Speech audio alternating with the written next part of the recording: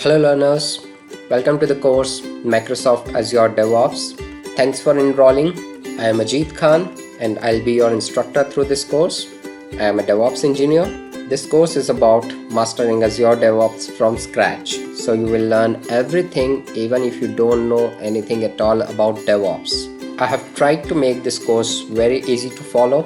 In this course, we are going to learn what is DevOps, what is Azure DevOps, about Azure organizations, project, boards, work items, queries. You will also learn about GitHub and integration of GitHub with Azure DevOps. We will also work with Azure Repos other than GitHub. We will create Azure resources such as static web app. Then we are going to create pipelines to deploy our repositories project from GitHub and Azure Repos.